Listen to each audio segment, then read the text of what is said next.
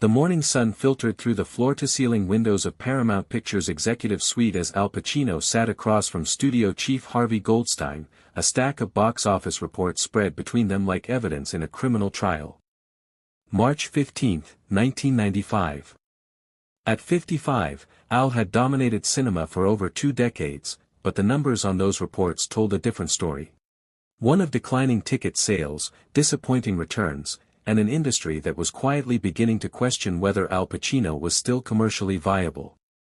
Goldstein, a heavy-set man in his early 60s with silver hair and expensive suits that couldn't hide his aggressive corporate demeanor, tapped his Mont Blanc pen against the mahogany table with increasing irritation. He'd built his career on reading market trends and making cold calculations about human commodities, and every chart in front of him suggested that Al Pacino had become a liability rather than an asset. "Let's be frank, Al," Goldstein said, his voice carrying the kind of brutal directness that had made him one of Hollywood's most feared executives. "The numbers don't lie, and these numbers are telling a very clear story." Al shifted slightly in his chair, his dark eyes focused on Goldstein's face rather than the reports scattered across the table. He'd spent the past year watching projects disappear, watching younger actors get roles that would have automatically come to him 5 years earlier.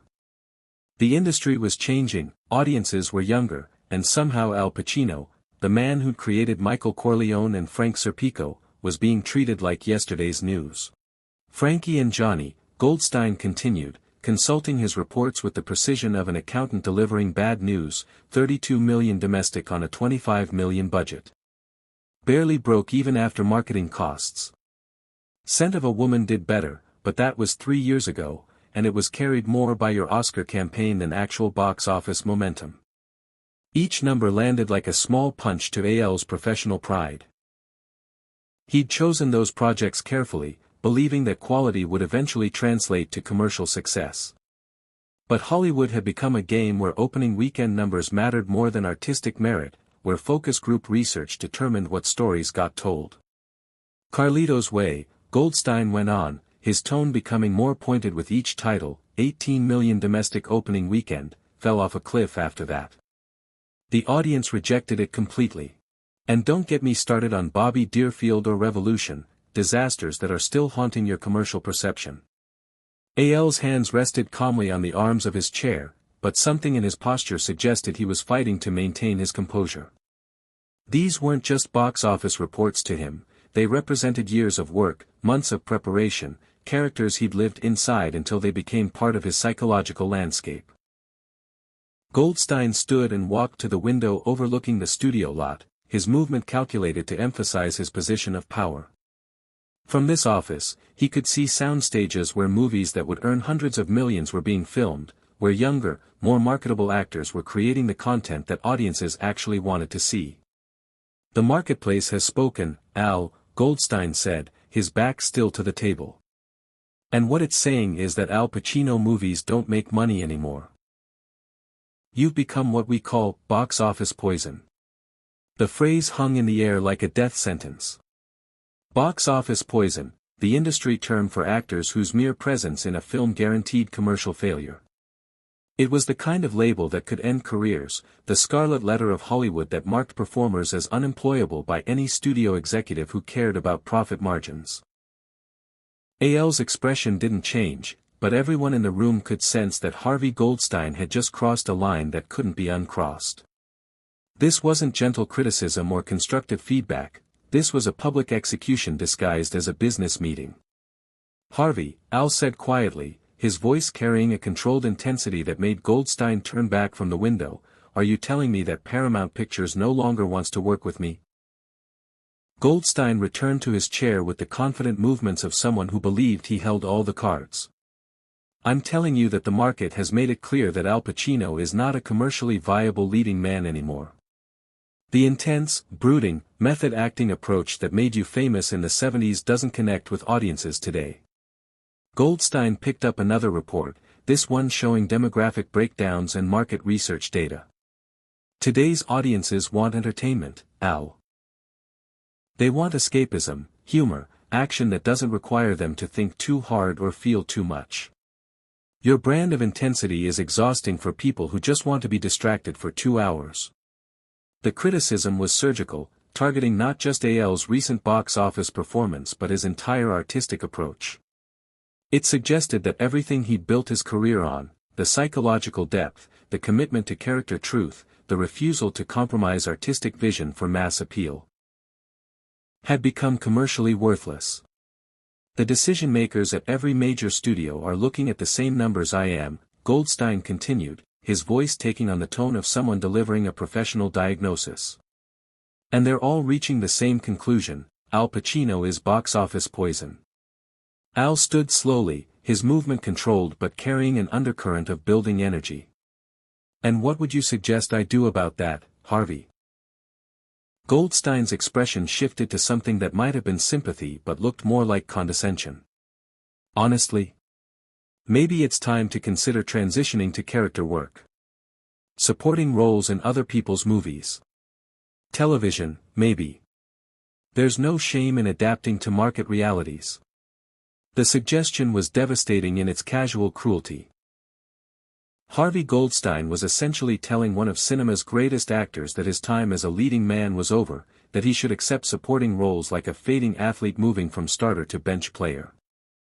Al walked to the same window where Goldstein had stood, looking out at the studio lot where his career had reached its highest peaks and was now, apparently, reaching its lowest valley.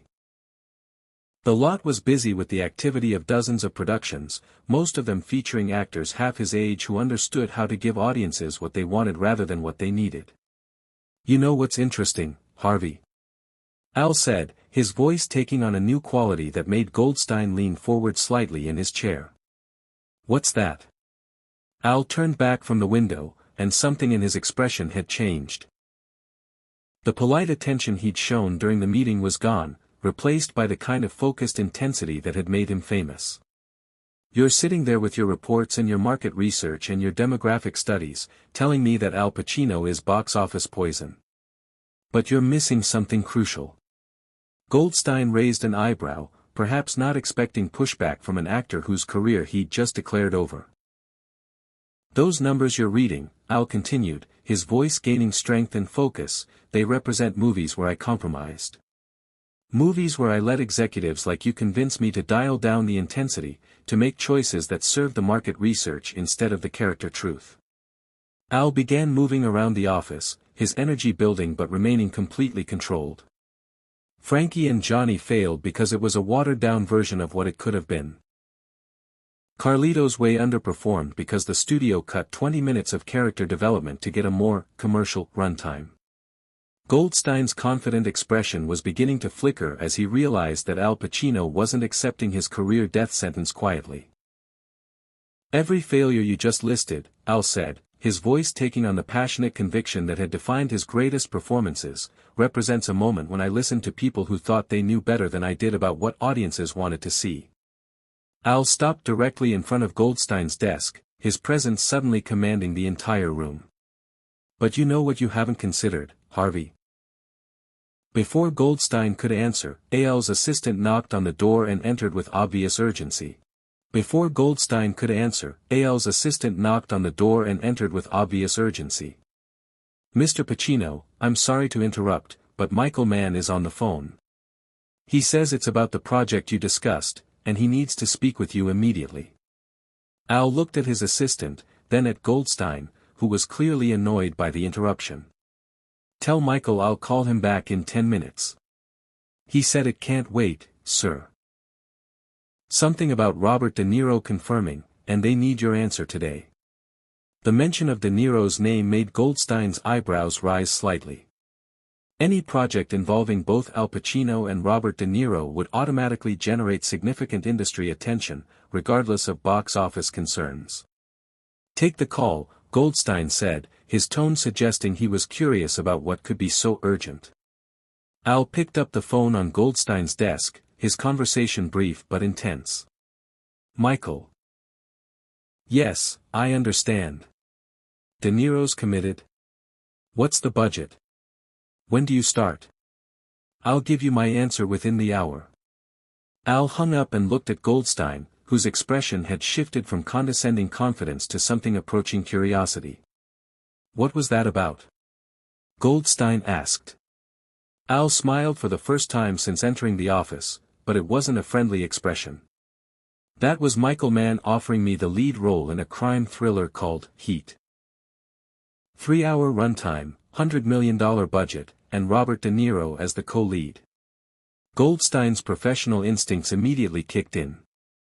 Michael Mann had directed Manhunter and The Last of the Mohicans, serious, successful films that balanced artistic integrity with commercial appeal. A Mann film with both Pacino and De Niro would be an automatic industry event. "What's the story?" Goldstein asked, his earlier dismissive tone replaced by genuine business interest. "Cop versus professional thief," Al replied, his voice taking on a new energy. "Mann's been developing it for years. Neil McCauley, the master criminal, played by De Niro. Vincent Hanna, the obsessive detective who's hunting him, played by me." Al began pacing around the office, his movement more energetic now, like someone who'd just been offered exactly what he needed. "It's everything you just told me audiences don't want, Harvey. Intense psychological character study. Complex moral ambiguity.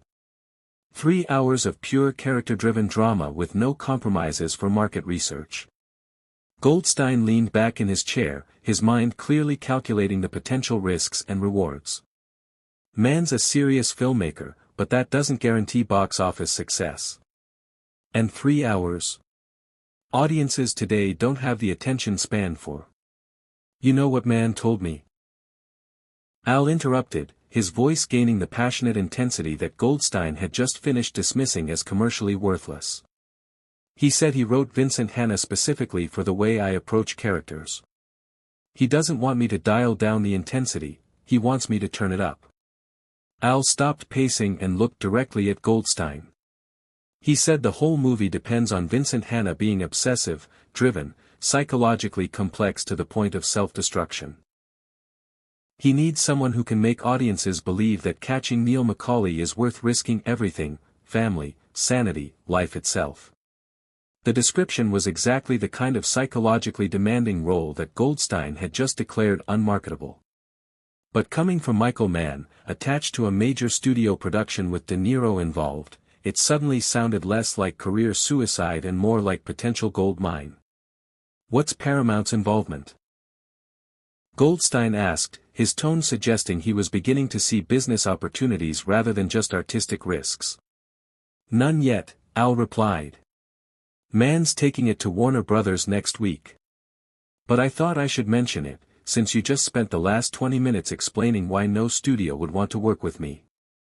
The irony was perfect, and both men understood it. Harvey Goldstein had just declared Al Pacino box office poison, and immediately afterward, one of Hollywood's most respected directors was offering him the lead role in a major studio production. "I could make some calls," Goldstein said carefully. "If you're interested in the role, maybe we could structure a deal that works for everyone." Al laughed, a sound that carried no humor but significant satisfaction. "Now you want to make calls? 5 minutes ago, you were suggesting I consider television work." Goldstein's face reddened slightly, perhaps recognizing that his position in this conversation had shifted dramatically. "Al, business is business. If Michael Mann believes in the project." "Michael Mann believes in the project because it doesn't compromise," Al interrupted, his voice taking on the controlled power that had made him famous. "He's offering me a role that requires exactly the kind of intensity you just finished calling commercially worthless." Al moved back to the window, looking out at the studio lot with a different expression than before. Now it looked less like a place where his career was ending and more like a battlefield where he was about to prove everyone wrong. "You want to know what I think is really happening here, Harvey?" Al asked, his voice dropping to the quiet intensity that made people lean forward to listen. Goldstein waited, perhaps sensing that he was about to receive an education in the difference between market research and artistic instinct. "I think the industry has confused safe with successful," Al said, his voice gaining strength. "I think executives like you have become so afraid of failure that you've forgotten what actually connects with audiences." Al turned back to face Goldstein, his dark eyes carrying the kind of focused energy that had defined his greatest performances. Vincent Hanna isn't just a role, Harvey. It's a character that demands everything I've learned about portraying obsessive, psychologically complex men. It's Michael Corleone's intensity channeled into law enforcement. It's Frank Serpico's moral conviction twisted by personal demons. Al began moving around the office again, his energy building with each word. And audiences will respond to it because it's real. Because Vincent Hanna will be a fully realized human being, not a focus group tested approximation of what market research thinks people want to see. The passion in Al's voice was undeniable, and even Goldstein seemed to recognize that he was witnessing something powerful. Mann understands that the audience's hunger for authenticity hasn't disappeared, Al continued. It's just been buried under years of studios giving them sanitized entertainment that never challenges them to feel anything genuine. Al stopped directly in front of Goldstein's desk, his presence commanding the entire room. So here's what I'm going to do, Harvey. I'm going to take Michael Mann's offer.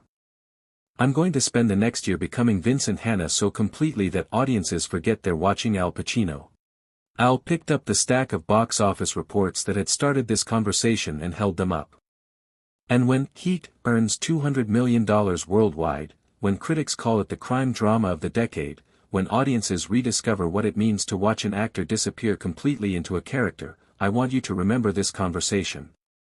Al dropped the reports back on the desk, the papers scattering across the mahogany surface. I want you to remember the day you called Al Pacino box office poison, and then watched him prove that authenticity is the most commercial thing an actor can offer. Goldstein sat in stunned silence as Al moved toward the door. Oh, and Harvey. Al paused at the door and looked back. When Warner Brothers calls asking about my availability for their next project, you can tell them that Paramount passed on the chance to work with box office poison. Al left the office, closing the doors softly behind him, leaving Harvey Goldstein alone with his market research and the growing realization that he'd just made a catastrophic miscalculation. 18 months later, Heat premiered to universal critical acclaim and massive commercial success.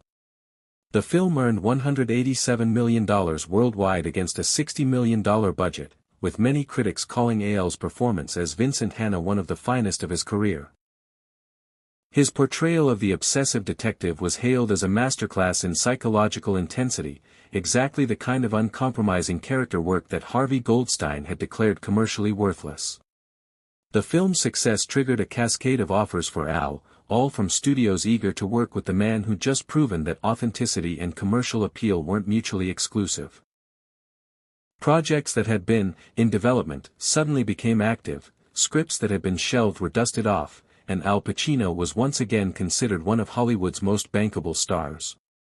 Harvey Goldstein never publicly commented on his box office poison assessment, but industry insiders noted that Paramount's subsequent attempts to secure Al for major projects were consistently unsuccessful. Al had proven that sometimes the most commercially savvy decision an actor can make is to ignore commercial advice entirely. The story of the meeting became Hollywood legend, passed down through industry circles as a cautionary tale about the danger of confusing market research with artistic instinct. Young executives learned about the day Harvey Goldstein declared Al Pacino finished, only to watch him deliver one of the most commercially and critically successful performances of the decade. Al never spoke publicly about the encounter, but his subsequent career choices suggested that the conversation had reinforced his commitment to choosing roles based on artistic merit rather than box office projections. He continued to select complex, challenging characters that demanded psychological depth, and audiences continued to respond with both critical acclaim and commercial success. The meeting had lasted less than an hour, but its impact on both men's careers lasted decades. Harvey Goldstein learned that market research couldn't predict the power of authentic performance, and Al Pacino learned that sometimes the best response to being called box office poison is to deliver the most commercially successful work of your career. And Heat became more than just a successful film, it became proof that great actors don't adapt to market trends, they create them.